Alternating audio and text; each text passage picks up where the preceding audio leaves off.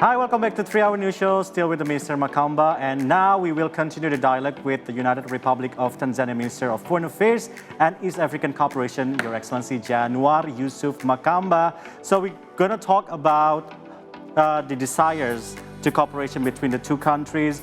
And as we know that Tanzania has expressed its desire to learn infrastructure development from Indonesia. So meanwhile, Indonesia has shown interest in boosting investment in Tanzania. And are there any plan for Indonesia to enhance its investment in Tanzania by engaging the infrastructure development, Minister? Yes, we are increasingly seeing a lot of interest from Indonesian companies to come to Tanzania. So far, the biggest investor, as you know, is Pertamina. Another potentially is Medco. Another potential is a company called ESA. It's a big conglomerate that does fertilizer and others. We are seeing more and more real estate infrastructure. For us is to, the challenge is to, not a challenge, the next step is to structure these deals, these agreements, especially in financing, whether it's PPP or whether Indonesian companies come there as just EPC contractors and build up. But the work that has happened here in Indonesia in terms of infrastructure development is very inspiring. And we are receiving a lot of inquiries from companies here to also do the same in Tanzania. Well, that's certainly interesting. That's certainly a new opportunity for collaboration. Absolutely. Now, I would love to address another elephant in the room. You know, we want to address the blue-green economy, of course. Both Tanzania and Indonesia have vast amounts of forests that could be conserved and also used as a source of income through carbon credits, right? So how is Tanzania's view on this matter, and how can both countries work together to take advantage of this opportunity that we have? No, it's massive. As you know, Tanzania and Indonesia both share a key feature, which is the tropical rainforest in certain parts of our countries, and massive amount of natural forests that are carbon capture. Given what's going on now in the world in terms of the need for carbon sink and the development of carbon credit markets, there's a tremendous opportunity to learn from each other. So in Tanzania, we are moving ahead with a clear policy and regulation to make sure that we take advantage of the natural resources that exist in our country and provide an incentive for more conservation and protection, but also serve as a global good in terms of carbon capture. And this is an area where our two countries can learn from each other as well. Okay, in our break session, we talked with our minister, and one of the bucket list is to visit our new capital, Nusantara. But before that, Tanzania is also in the 1974 moved its capital from Dar es Salaam to Dodoma. Is that right? So we just really want to know what is in Tanzania administration in that moment and the lesson that we can share with Indonesian, the reason why you're moving the capital city. Share with us. So look, we made this decision 50 years ago. 50 years ago? Yes, and we have been moving for the past 50 years ago. Although finally, 3 years ago, there was a major push for all of us to move there. So number one, it takes a political will and the strength and political conviction to make that move, because it's massive change. Where you move a lot of civil servants, a lot of government people who are settled and comfortable in a particular city, and to ask them to go to another city, it takes an effort. And but also you have to have not just that major political push, but you have to have an attraction pull to an area which you're moving to. That's what we learned. Therefore, key amenities in the areas which you want to move the city. Key incentives for people to move, and not only government people, but also private sector. Because cities are both built not by government alone, but also by the private sector. And all traditional old major cities emerged and existed for a particular reason, whether it was a major trade stop, a fishing town, or so on. And Jakarta existed for a particular reason for many years. And then for this new town, just like us in Dodoma, to be thriving, we have to give it more reason than an administrative capital. It has to be attractive, it has to be beautiful, it has to be sustainable, it has to provide better amenities. And we're very happy that's what the government is doing now, from what we read, from what we see.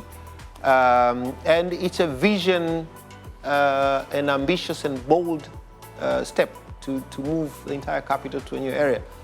But, and each country make a choice for particular reasons. For us, is to get to a place where it's physically easier for every Tanzanian to get there.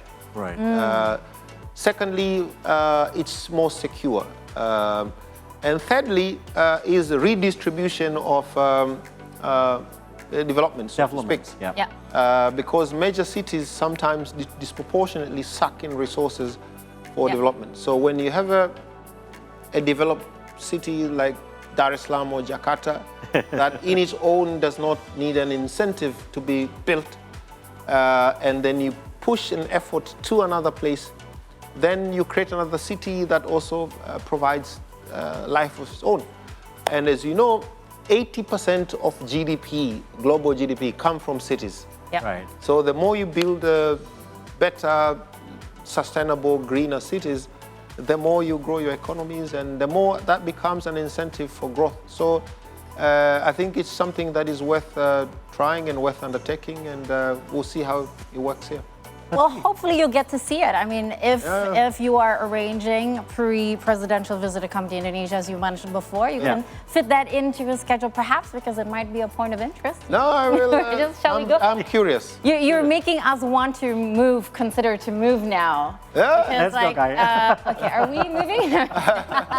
But sir, you know, there's one thing that we would love to hear from your perspective. Now, you've mentioned that you've been to Indonesia before, and you have, you know, diplomatically also worked with a lot of your Indonesian counterparts before. What can you say about how Indonesia is navigating in terms of its influence and outreach, not just in the region, but to, you know, to your region as well? In the last couple of years, what would you have to say about that? No, we're actually very inspired, and we look at with admiration the positive tone, voice, posture that Indonesia has taken on the global arena. The country is standing on issues of principle, whether it's Palestine and Israel issue. Indonesia is on the right side and is doing the right thing and is fearless in its advocacy. Whether it's in empowerment of the global South, as well, to have a bigger voice in international forums. We see Indonesia's contribution there. President Jokowi has been a voice, a very strong voice in the international arena for the empowerment of the countries of the global South.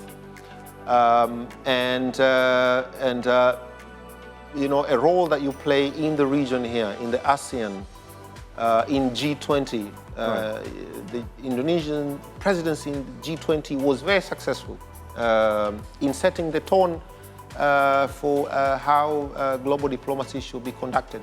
So Indonesia really is on the ascendancy now. And if you look at all the projections for the future, in terms of what's going to be the second, third, fourth largest economy in the next 50 years, always Indonesia is out there. So I think us who are friends and partners of this country only wish you well and hope that this momentum is kept. Our president, as I mentioned, she's visiting here from tomorrow, Her Excellency Samia Suluhu Hassan, who gets along very well with President Jokowi. And we hope that the visit will also strengthen our relations and cooperation and partnership. Wow. It is certainly a great, opportunity, and thank you for mentioning that Indonesia is such an inspiration to Tanzania. And we hope that we can walk the talk in terms of continuing to inspire you and to continue to this collaboration to help develop each other and learn and share knowledge for wherever means necessary. Because it's never a one-way of communication. It's never a one way of learning. Because as much as we're learning from one person, of course, the other party will learn as well. And the most important thing, Kai and Minister, we just don't need talking about the government-to-government relations, but we need the people-to-people contact. And we hope in the near future, Indonesian society and Tanzanian society will work hand in hand to make the collaboration, like student exchange, youth cultures, and please invite CTNA to come. It's already happening. So if you look at the numbers, the number of Indonesians visiting Tanzania are tripling every year. Every year. Right? So 2022, we're about 110. 2023, 300. We hope in 2024, 1,000, and so forth and so forth, to a point where we will have to justify a direct flight from here to... We need to open direct flight from Jakarta. As direct as possible. It is. I want to see Serengeti and have the chance to climb up the Kilimanjaro. Yeah, like I need let's pack our luggage. Thank you so much, Minister January Yusuf Makamba, the United Republic of Tanzania Minister of Foreign Affairs and East African Cooperation, to sitting with us in our studio in Jakarta, Indonesia. Pleasure is mine. Thank you so much. All right. Yeah. After the break, 3-Hour News Show, we'll back with See the Story segment. So keep here on the 3-Hour News Show only on See Today.